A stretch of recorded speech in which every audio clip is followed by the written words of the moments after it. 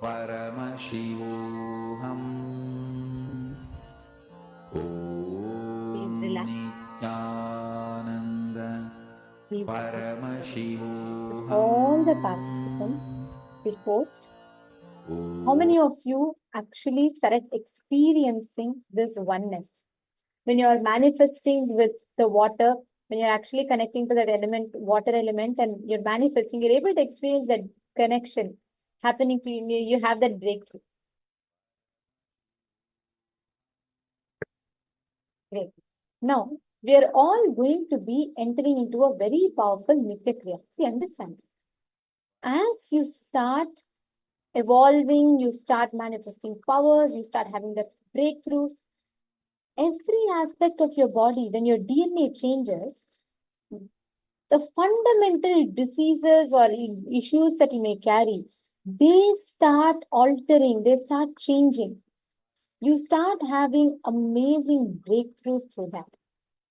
So we're going to be now manifesting or doing a very beautiful Nitya Kriya, where Swamiji guides us how you can cure for all infections that you have.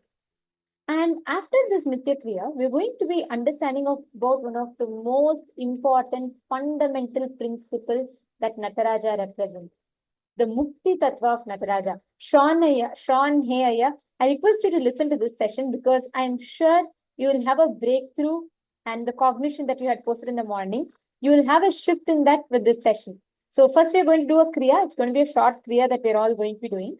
Right after which, we're going to be entering into the session that you will know the secret of how never to be stuck in life. Sean, hey, do listen to this session. This is specifically for you because morning what you posted, you will be able to analyze that deeper in this session. Okay. Now let's all enter into the Nitya Kriya, right after which we'll be entering this session. I request all the participants to settle down, and if any of you have any medical conditions that restricts you to have any breathing exercises and doing these kind of exercises, please do check with your doctors and check with the physicians, and only based on their consent do the Nitya Kriya. You can watch the Kriya, but do not do if you have if you are pregnant or you suspect that you may have some issues related to breathing or any such thing. Please do not do this Kriya. Powerful Kriya. Go for Garudasana. The instruction is stand straight on the ground, balance yourself and place your left foot on the root of the left thigh. Bend a little with the right knee. I don't know how many of you guys will be able to stand. You can hold the wall. You can hold the wall. Only with this, the circuit for curing the body, circuit for healing the body, awakening the Kundalini happens. Yes. Garudasana.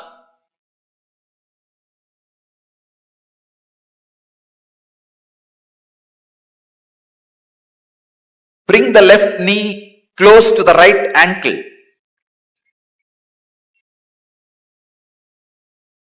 In this Garudasana, please, you can hold the wall. Nothing wrong. You can have the support. Hold the wall or a chair or anything, not the other person.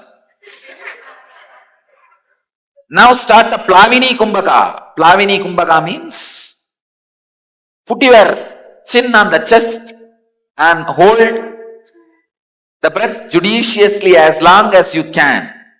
Do this 21 times.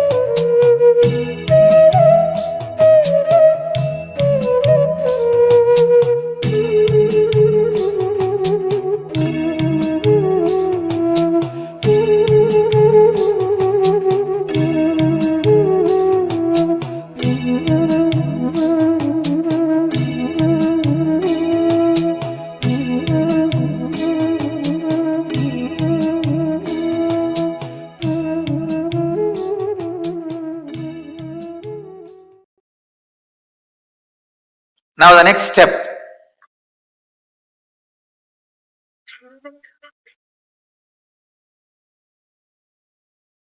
Murchana Kumbhaka.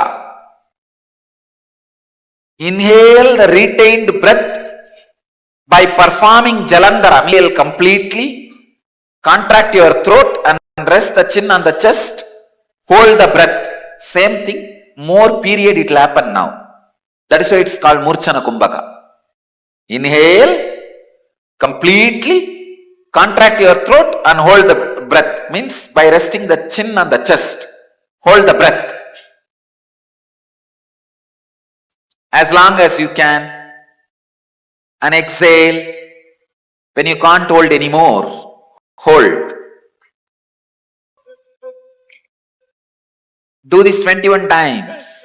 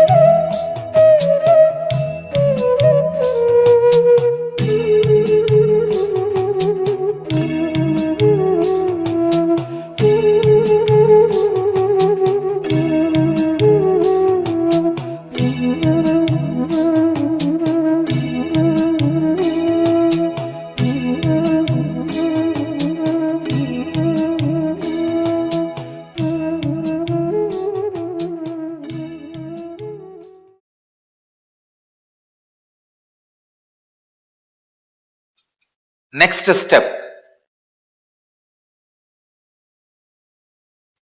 Garudasana second version. Please understand the instruction. Be seated on the ground. Bending the left leg, place the left heel under the anus.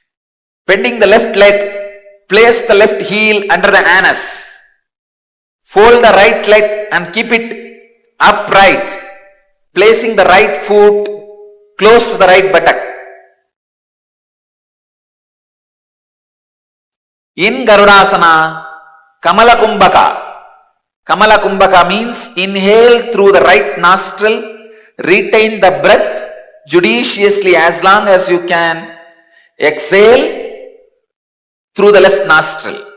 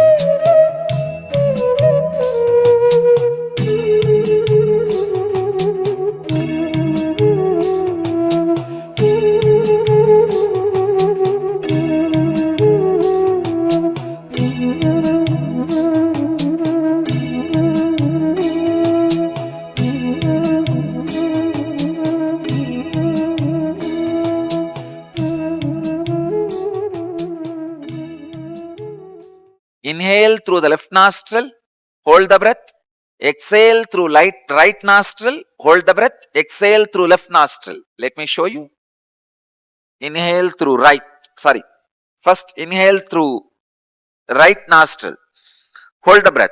Inhale through left, hold the breath. Then exhale through right and hold the breath. Exhale through left. Do this 21 times.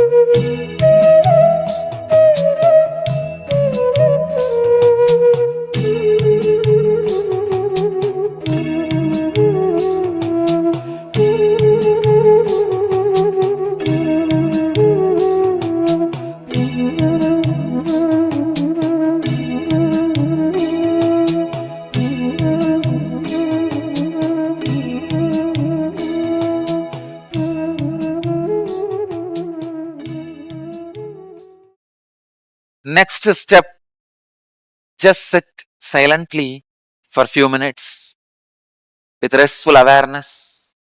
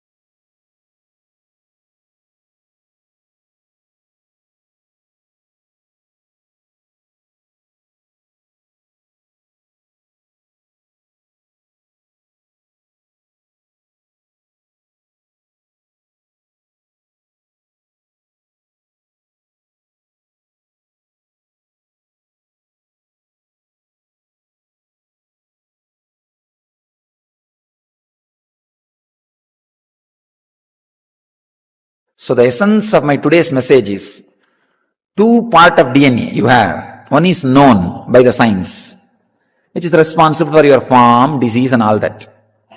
The unknown, the second one is unknown, which scientists call as junk DNA or shadow DNA, which I call as Jivatman DNA, self DNA.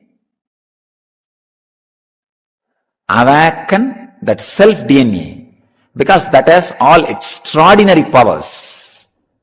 Life will become extraordinary joy when that is awakened. And the known DNA will dry.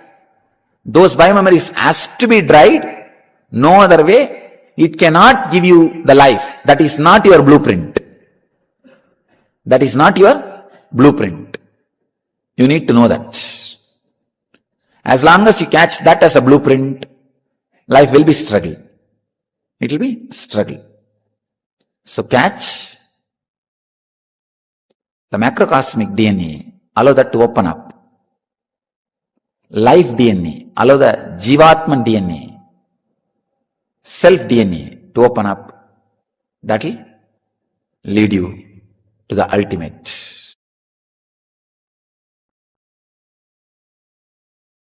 Your body evolved various levels from amoeba to fish, fish to monkey, monkey to man, and still it is evolving. This process is called mutation and natural selection. For example, based on the situation, for your survival need, your body goes through a process called natural selection, and your DNA gets better and better with this natural selection process. Unfortunately, still human beings are not realizing the truth. You are totality of the evolved body and descended consciousness. Please listen. You are totality of evolved body and descended consciousness. You are not just evolved from monkey, just an evolved body. Evolution theory is not wrong, but not complete. Listen to the truth. How the body evolves with the process called mutation and natural selection. That's the words scientists are describing as a reason for our body, our system evolving and DNA having breakthroughs. Just like evolved body, the descended consciousness have its own process. Descended consciousness has its own process.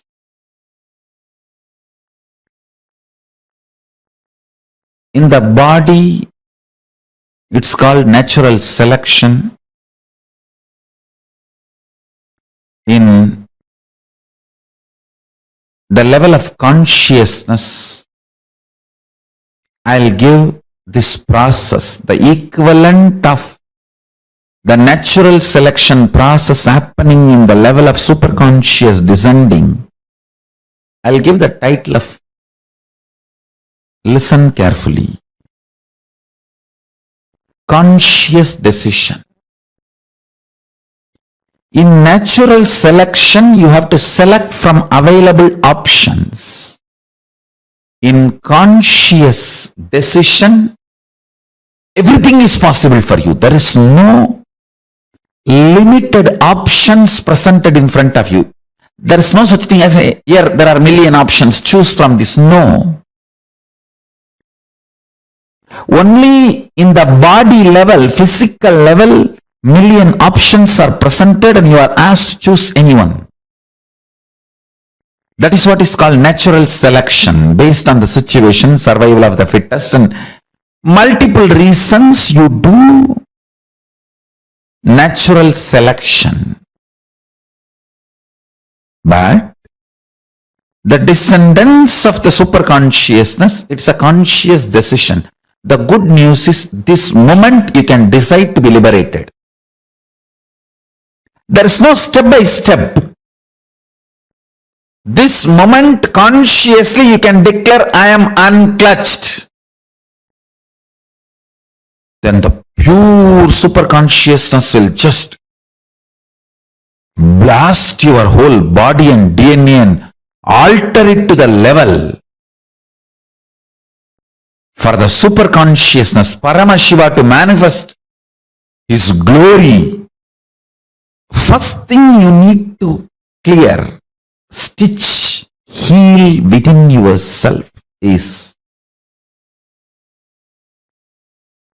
through your conscious decision, make even natural selection process as conscious decision. In natural selection process, stop giving cheap options to yourself by becoming vegetarian and by bringing a living Hinduism lifestyle, charya, in your life. Making yourself organic, vegetarian, eating as Paramashiva reveals, doing yoga as Paramashiva revealed, connecting with Paramashiva through the kriyas like puja, homa. All these gives right higher level options for your natural selection process. But the conscious decision, if you start practicing, it gives you a real breakthrough.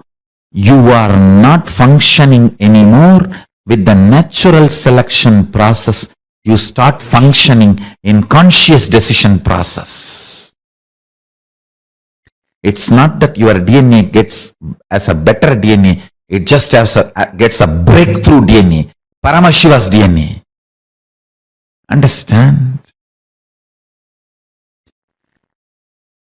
Whoever experiences that conscious decision in their very core DNA level, they are incarnations.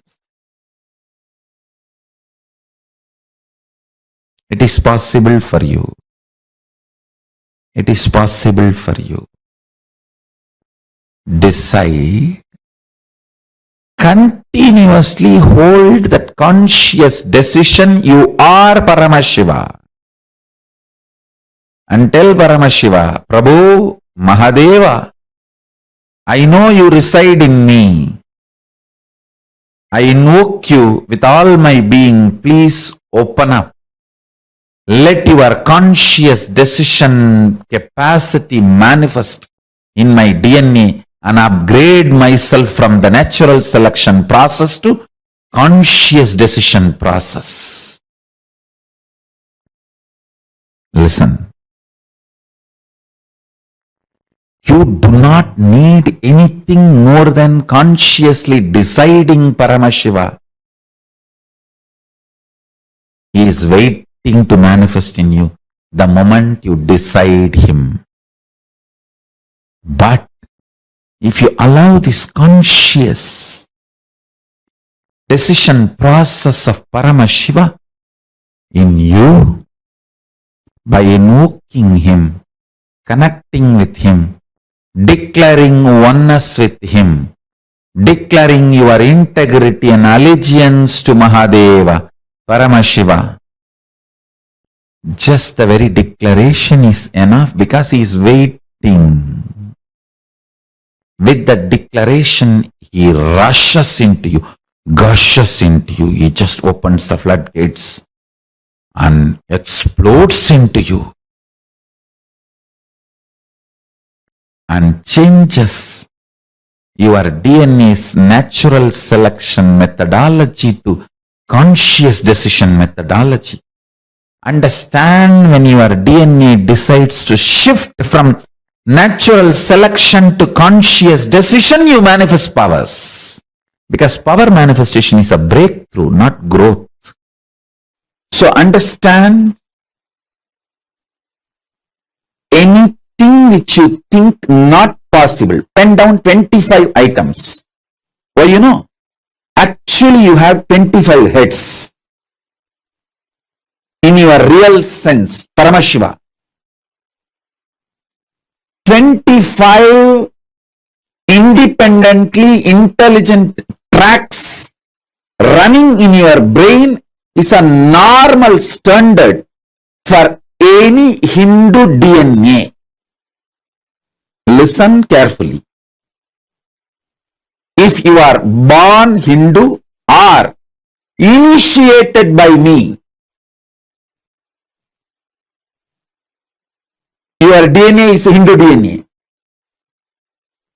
Listen, we have proved through multiple scientific researches and documentation. When I initiate you, your very mitochondria cell energy goes up. The deeper layers of your DNA gets awakened. If you want, go and see the scientific studies and researches, observations we have documented. So listen, because when I initiate you, I make your individual self connect with your higher beings in the parallel universe, like Swargaloka, Mahaloka, Janaloka, Tapoloka. Listen, a normal, common Hindu, practicing Hindu, I should say this word, a practicing Hindu, has 25 independently intelligent tracks available for his brain.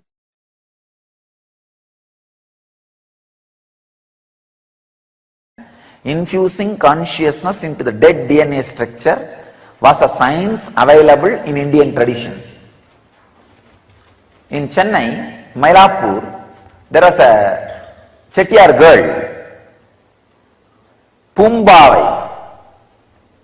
She died in the snake bite. So her remains, relics was preserved by her father in a pot. So Nithyananda Sambandar, a great saint who knows the science of DNA. Among the modern day saints, modern day means, sorry, I should not use the word modern day, among the recent day saints, in the Vedic tradition, 1000 years means recent days. The recent day saints, this Jnana Sambandar and Tirunavukkarasar, these two have shown physically the science of DNA in their life, doing miracles. That they showed that they had a power over a DNA structure. He gave life. He infused consciousness into the DNA and liberated her. Because whether you like it or not, want it or not, our biomemories and DNAs are interconnected. Thoroughly interconnected. Thoroughly interconnected. Our biomemories and DNAs are interconnected. You can see. So, if you elevate your consciousness, naturally like Bhagirath, you will infuse life into the DNA structure of your ancestors and raise their very frequency. If they are in Pitruloka, you will promote them to a higher level. If they are in Bhuloka, you will elevate them to higher consciousness. I can explain the whole Mahabharata, how this one liberal action and conservative reaction. Just that with that one quality, Krishna played the whole drama and won the Kurukshetra war. Sometimes he lost the battle but never lost the war. Yes, in Abhimanyu's issue, they lost the battle. Krishna did shed tears, understand? Because Krishna is one of the important Vishwas. He wants this whole Bharat to be ruled by his DNA. And he wanted his DNA to be the source of Bharat, which is the right decision, which is the right thing. So it is through Abhimanyu it is going to happen.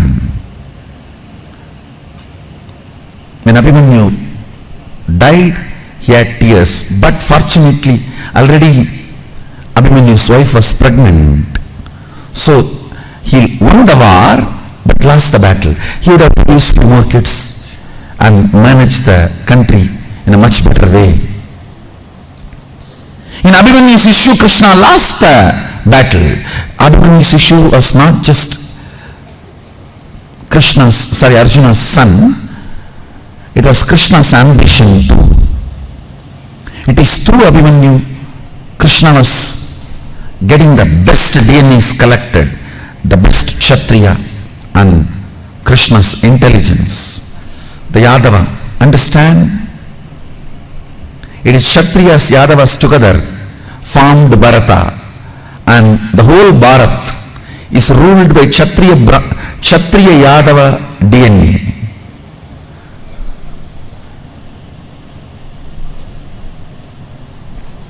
You see the Parikshittu and Dhananjaya and the whole, the original DNA is the perfection is achieved in Parikshittu. That is why I tell you we can never be destroyed, because Parikshittu has built the tendency even to withstand the Brahmastra. Understand?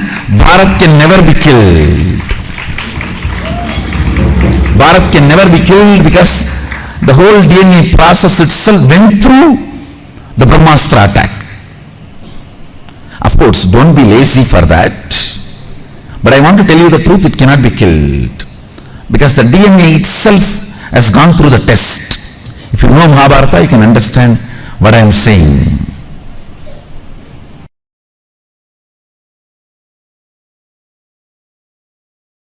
Research reports. The most profound research proof of past life connections is documented by National Geographic DNA Journey, Genographic Project, they call it. Diba Ilmes, a past life regression therapist, wrote, "One of my clients is a 39-year-old woman, a computer engineer in Turkey. At first meeting, she mentioned that she had an attraction to Russia. Since childhood, she found herself as a woman in Russia. In first past life regression therapy, she sent her DNA samples to Genographic Project to National Geographic. The results show the origin goes to Russia." In DNA, understand. In the second regression session, she found herself as a young woman in a small village which she called Lapland. She had been killed by German soldiers along with the entire village. Evidence showed that Lapland was an area in Sweden and the German soldiers had killed all people in Lapland in the late World War II. Again, the National Geographic Genographic Project showed her DNA connection to Lapland. I completely agree with it. I can give you from my own example, my own life, the extraordinary intelligence I showed in the knowledge of the Vedic tradition, Puranas, the Upanishads, or the traditional scriptures, and the memory I exhibited before even the age of 10, without even being trained in any formal way. Of course, not just my family, The whole village, Tiruvannamalai village is a witness for the extraordinary way of me expressing the stories, the Upanishads and Gita and Yoga Sutra and whatnot. So I can tell you, this revelation is truth, And of course, Bhagavad Gita says, Bahuni me vyatitani janmani tavacharjuna tanyam veda sarvani natvam vetta param tapaha. Krishna says, you and I have passed many births, O Arjuna. Difference is, I can remember all of them, but you don't know yours. A research by Caroline from Galactic Foundation. They have a website, galacticfoundation.com. They say, dormant DNA activation activates the dormant portions of the brain. Average person with one strand of activated DNA use only 10% of brain capacity. So DNA activation increases the capacity of the brain. And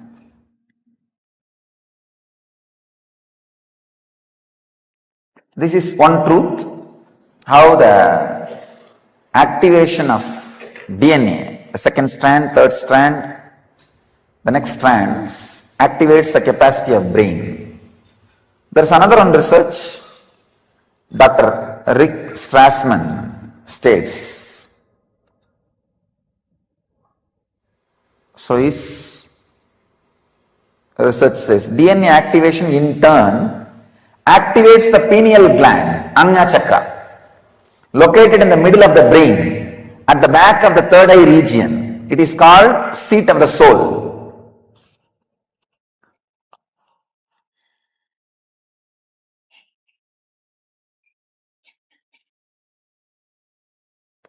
Inside the pineal gland is the master cell, which is the master key to all our functions, from color of our hair to the way we wiggle our feet.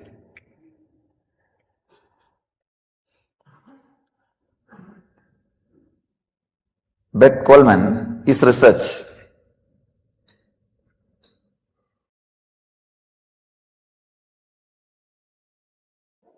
This master cell in the pineal gland has the youth and vitality chromosomes responsible for aging process.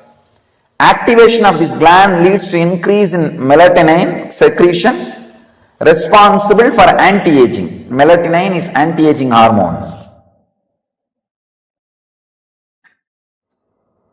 And there is another one research, Wellness Research Foundation. They say telomere is a portion of DNA that governs an aging process.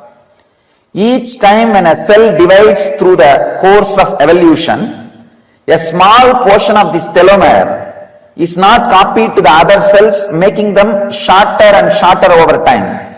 This is the cause for aging. Aging is defined as per the science. I will define aging as per the consciousness.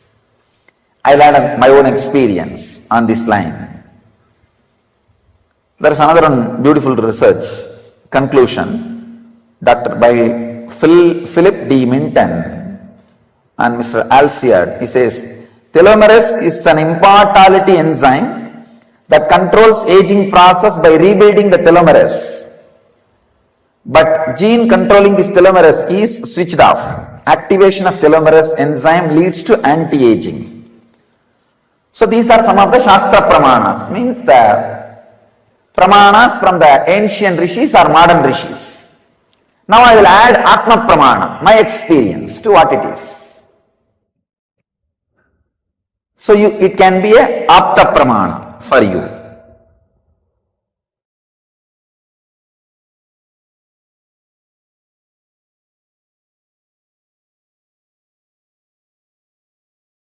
The more and more life is added to your life,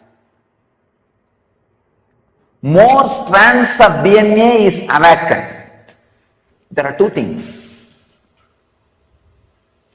When your deeper, more strands of DNAs are awakened, you will have a complete freedom to live or not to live. Understand? I am not all for living long. I am all for you having freedom to live long or not to live long. When the deeper strands of DNA, more strands of DNA is awakened, you will have, first thing, depth in life. Second, freedom about length in life. So awakening the next strands of DNA directly leads you to awareness. The intense awareness directly leads you to the awakening of deeper strands of DNA. But it's a vicious circle. Understand? It's a vicious circle. When you try to awaken the DNA, you feel you don't have enough awareness. If you try to have enough awareness, you feel enough strands of DNA is not awakened. How to break the vicious circle? That is where the role of the master's play comes in. That is where the master's role comes in. Transmission of lamp is needed. Person whose all strands of DNA is awakened can easily, physically transmit and awaken your next level strands of DNAs, second, third, fourth, fifth. If only one strand of your DNA is awakened, you can easily awaken at least next 5. If already 3 is awakened in you, you can easily activate next 10. Sorry, totally 12. Next 9. You can activate the whole thing. So pushing you to the next level happens by initiation. That is what exactly I am doing in inner awakening. Taking you step by step. First, removing all the fear engrams. Then, greed engrams. Then, deeper engrams related to matter. Removing the mud in which you are stuck. And through initiation, awakening all strands of DNA. So that you can have wisdom and anti-aging. So process with the master, Upanishad, process with the master is the only way for growing younger and growing in wisdom. The inner awakening will awaken the DNA. I think I can name it as DNA awakening. Inner DNA awakening. Inner awakening leads to DNA awakening. And that naturally leads to more awareness, growing younger and growing in wisdom. The scientist Daniel Winter and his heart coherence team found proof that human emotions can reprogram your DNA and shape your immune system.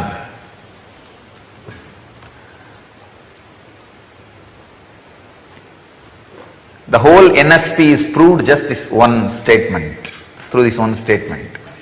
NSP is all about reprogramming your human emotions, removing your fear, removing your useless, tiring desires. This truth says your human emotions can reprogram your DNA and shape your immune system. When these emotions are removed, the unnecessary emotions and samskaras are removed, your DNA is reprogrammed. Immediately your immune system also gets sharpened. That is why people walk out of chronic diseases, deadly diseases, incurable long-term diseases, the disease which needs long-term drugs and therapies. Even from those diseases, people just like that walk out. Why? I have seen thousands of people walking out of cancer in NSPs. Just 4 days. At least few thousands I have seen walking out of cancer. And 90% of the people who attend the program I have seen walking out of depression. 90% walking out of depression. The remaining 10 also does not want to walk out. It is the depression. They have too much of vested interest in their depression. I've seen.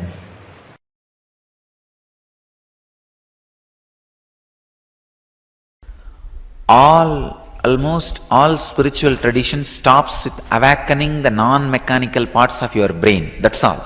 They stop with it. Siddha tradition is the first science, spiritual science, which has dived deep into the realms of awakening the deeper strands of your very DNA. Making new man is possible only through Siddha tradition. Of course, Siddha tradition is not separate from Vedic tradition. I can say a small secret mystical group which was doing higher parts of research and development in Vedic tradition can be called as Siddha tradition. Nobody has done so much work, so much of research and development. Nobody has revealed so much in the line of awakening the deeper strands of your DNA. Siddha tradition works with such powerful process. Straight away, they work with death to awaken your deeper strands of DNA. Always decide for life.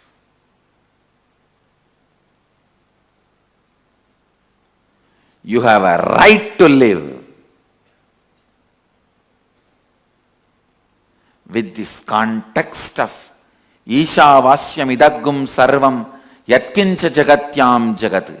Even if you have not achieved that context, decide to live and align that context to you more and more. Because you have not yet achieved that context, don't decide not to live or against the life. No. Decide to live. Declare, decide. My DNA, I have the authority to reprogram, deprogram, program as I want. Decide to live. And even if one corner of you has self-doubt, I have decided many times not to live, what to do? I don't care. Now I am deciding to live. And whenever those decisions against life comes up, I'll clean it up, but I am declaring and deciding to live.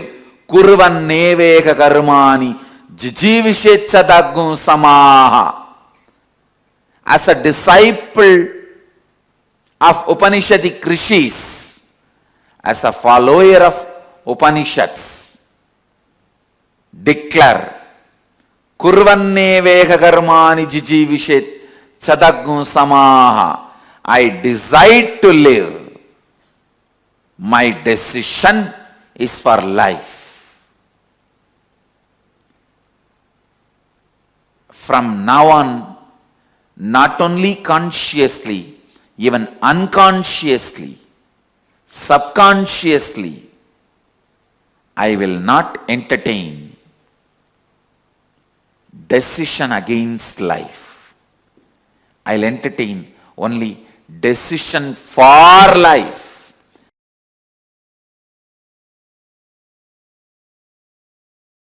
Even 1 year or 2 years, the kids who practice this yoga systematically, properly, their very DNA structure changes to Mahasadashiva's DNA.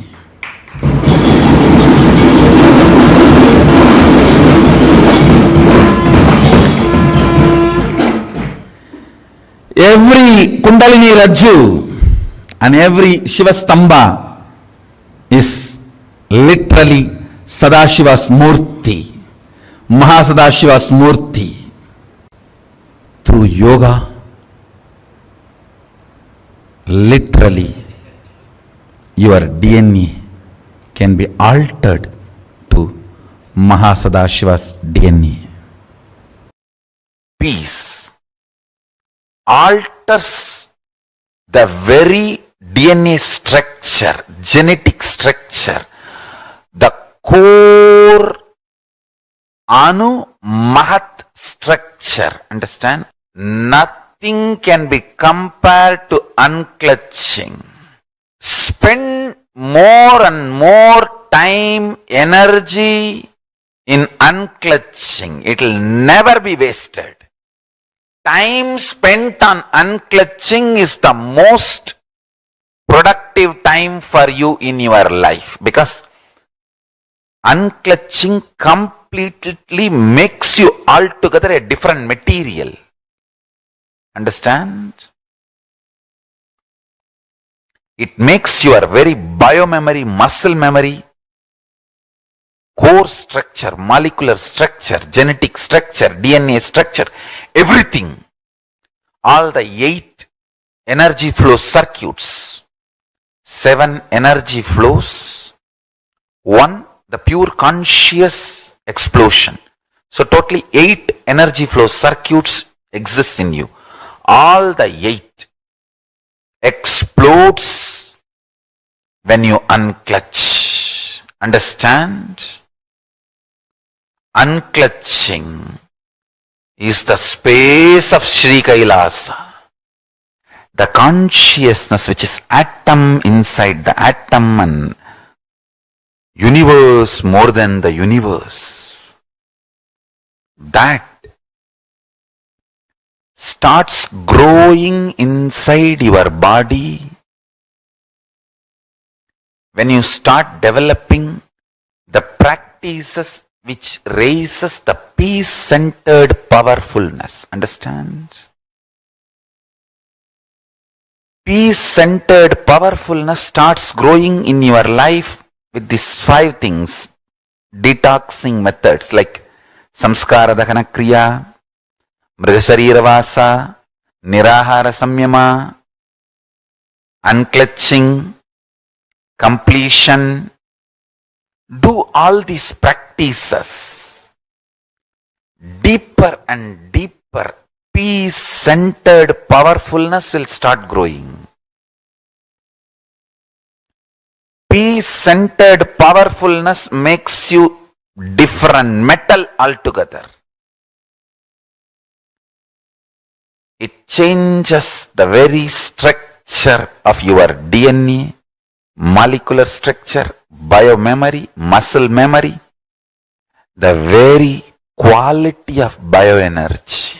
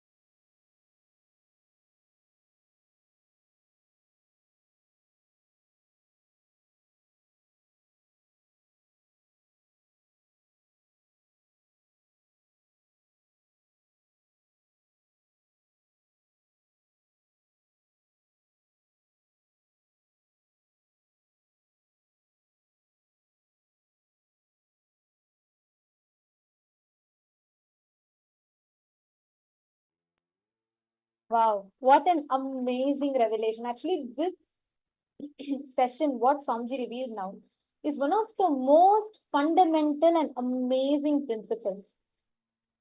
How whatever you do in life, feeling stuck is the only sin in life.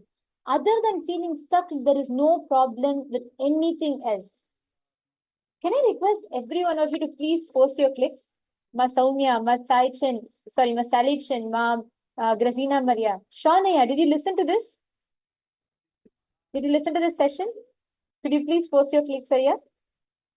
And Ma Purushananda, Ma Marva, Ma Yogananda Rupini. Request every one of you to please post your clicks from this session, because what Swamiji revealed in this is something very, very fundamental and very important. The liberating principalic action, the Mukti Tattva of Nataraja.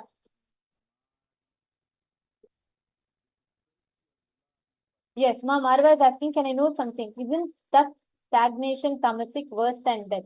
Yes. Like Swamiji told me, actually in this session itself, Swamiji told that, right? Anywhere where you are stuck, see, even when you think you're doing something that is not really the purpose of your life, if you keep doing that, at some point, at least that will tire you and make you come towards your purpose of life. But if you are stuck, neither you will progress, nor you will have some kind of an analysis about yourself. You will just be stuck. Being stuck is the only sin in life.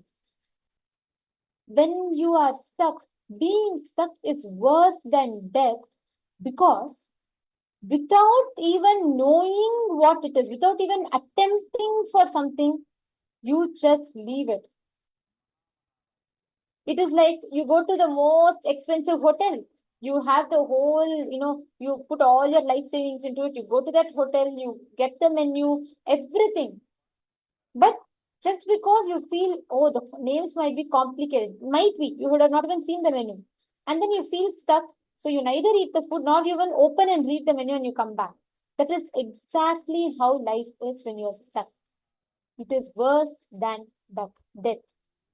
Because when you are stuck, when you are stagnated in life, you are put, neither you expand nor you shrink. You are just stuck. And that feeling stuck is the only aspect. Many times we wait, all of us do this. We have this idea of perfect life. We all wait for that perfection to happen. Once let people come, once let all my situations be perfect, then I will think about taking a step. Understand, a perfection which makes you feel stuck, that is the biggest blind spot, biggest Maya, delusion that can happen to you. Reminds me of a joke. Once a old man, he will be sitting by the beach, and he'll be just seeing different people walk by, and another man goes up to him, 90-year-old man. So that man is sitting and, just walking, looking at people in the beach. So another man goes up to him and says, curious, I notice you come and sit here every day. And, I see you just seeing people. Then he tells, yes, I'm in search for a perfect woman. Then he's like, so all these years you have not found one? Then he says, no, I found one. Then the passerby asks, so then what about her, the perfect woman? She was looking for a perfect man. Understand, in search of perfection, you never even take a step. You never even act. We all visualize. Perfect life is this. Perfect thing to do is this. So let me wait for it. Let me look for it. You will wait for suddenly somewhere something will happen. Suddenly everything will change. Life will become perfect. No. The concept of this fairy tale concept where suddenly somewhere something will happen, something will fall from the sky, everything will become perfect does not exist. You need to take a step. Waiting for perfection, allowing perfection to affect your decisions in life is the worst way you lose your possibilities. You would have not even tried, but you would have lost the possibility because you feel, oh, if I have to do it, like you get an idea to start a business, let's say. And you expect, oh, if I have to do a perfect business, I need to have a perfect investment, I need to have a perfect product, I need to have a perfect this, perfect that. By the time you think you get tired, you never take step. Listen very carefully. This is exactly where you are stuck.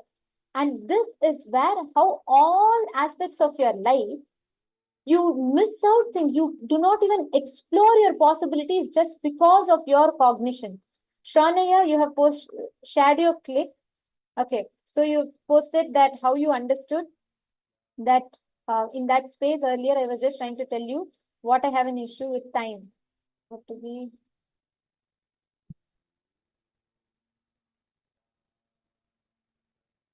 No. I just want to add one small thing to what you have posted, Shonaya.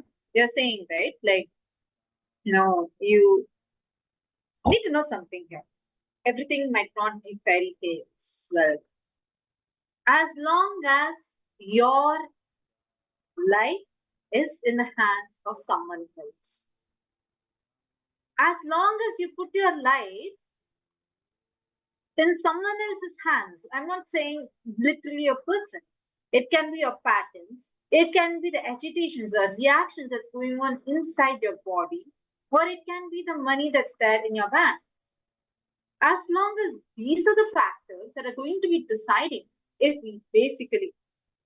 you do not take the conscious ownership to your life, if you don't own up your life, then you can never become the lord of your life. By understanding everything cannot be fairy tales is a cognition imposed upon you by the society, but that is not necessary. You can live blissfully is the fundamental principle. Actually, if you see this whole session that Swamiji had, right, like this whole powerful revelation, understand it in depth, such an amazing revelation. If you just study Swamiji's life, from the very beginning, when Swamiji was just 21 months old, Swamiji's gurus, enlightened masters, and great Hindu spiritual teachers and adepts in Hinduism chose Swamiji through various tests, like how in Dalai Lama to choose the next Lama in the Lama tradition, Tibetan Buddhism, how to choose the next Lama. They conduct some tests, like for example, they'll take different items to the child, and if the child chooses the right item which belonged to it in the previous birth, like this, there are like series of tests. Same way, Hinduism has elaborate tests to check whether someone is an incarnation or not. These tests have been even conducted upon Lord Rama, Bhagavan Krishna, for every incarnation to identify if that child is an incarnation or not. And usually the great saints, sages, and the yogis, they come and conduct, the adepts in Hinduism conduct these things. At childhood itself, Swamiji was identified as an avatar. His entire life, Swamiji only dedicated it only for humanity. Though this entire life, there's never something actually to read Swamiji's biography, like to study Swamiji's autobiography, his entire life. You will very clearly see, never once there was even an opportunity for, like if I view it, I have never seen there's even a time gap for Swamiji to be casual, even a single moment.